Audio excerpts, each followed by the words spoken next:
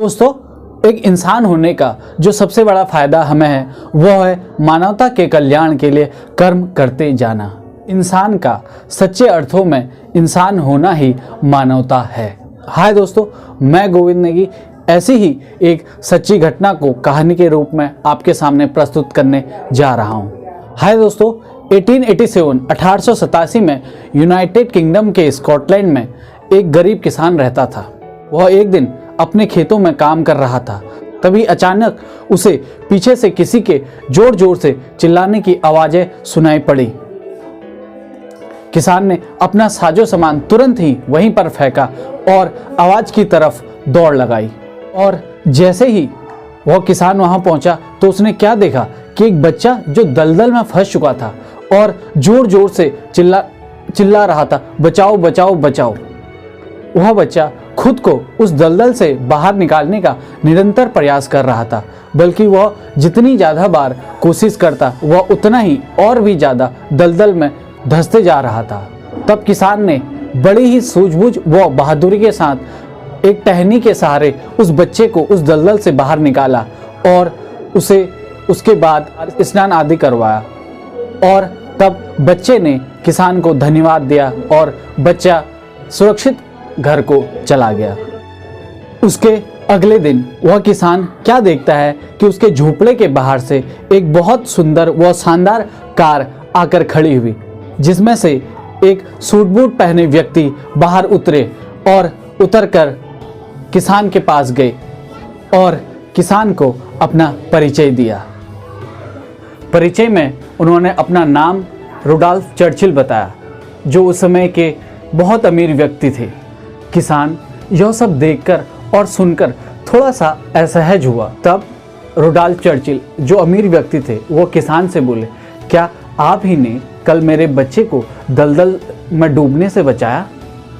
तब किसान बोलता है, जी हाँ, मैंने ही उस बच्चे को दलदल से निकाला था। तो उस अमीर व्यक्ति ने किसान को धन्यवाद दिया और बोला, आपने मेरे बच्चे की जान बचाई, इसलिए मैं आपके लिए कुछ करना चाहता हूँ और आपको कुछ देना चाहता हूँ। जिस पर किसान ने जवाब दिया, यह तो मानवता का काम है, जिसका पैसे से कोई लेन देन नहीं होता और मानवता का कोई मोल भी नहीं लगाया जा सकता है। लेकिन आपको फिर भी कुछ न कुछ तो लेना ही पड़ेगा, यह वो अमीर व्यक्ति रुडॉल्फ चर्चिल बोले। वो लोग आपस में बात कर ही रहे थे, तभी अंदर से अचानक एक बच्चा दौड़ते हुए बाहर किसान के पास आया। जैसे ही उस अमीर व्यक्ति की नज़र उस बच्चे पर पड़ी तो उससे रहा नहीं गया और उसने अनायास ही किसान से पूछा, यह बच्चा आपका है? किसान ने सर हिलाते हुए हाँ में जवाब दिया।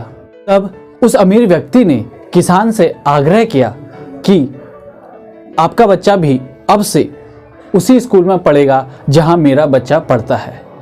मैं उसकी पूरी शिक्षा और उच्च शिक्षा पूरी करवाऊंगा। किसान जानता था कि उसकी आर्थिक स्थिति इतनी अच्छी नहीं है कि वो अपने बच्चे को एक अच्छे स्कूल में पढ़ा लिखा सके, इसीलिए किसान ने उस अमीर व्यक्ति का आग्रह स्वीकार कर लिया।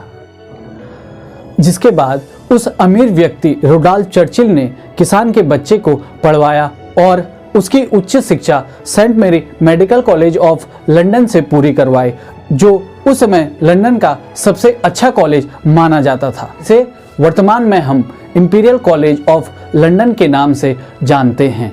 तो दोस्तों, वह लड़का आगे जाकर क्या बना मालूम है? अलेक्जेंडर फ्लेमिंग, जिन्होंने 28 सितंबर 1928 को पेनिसिलिन का आविष्कार किया, जो विश्व की पहली एंटीबायोटिक मेडिसिन थी, जिसकी वजह से करोड़ों लोग बीमारियों से ठीक हुए।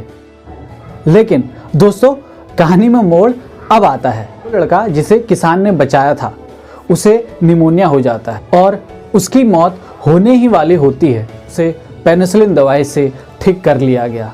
वह लड़का आगे जाके यूनाइटेड किंगडम का दूसरा प्रेसिडेंट बनता है, जिनका नाम था विंस्टन चर्चिल। कहने का मतलब यह है कि भलाई पलट पलट कर आती है। अलेक्जेंडर फ्लेमिंग एक ऐसे व्यक्ति थे जिनको 1945 में 1945 में मेडिसिन का नोबेल प्राइज मिला। इनको बोला गया कि आप पेनिसिलिन का पेटेंट करवा लें, जिससे उनको करोड़ों डॉलर की रॉयल्टी हमेशा मिलती रहे।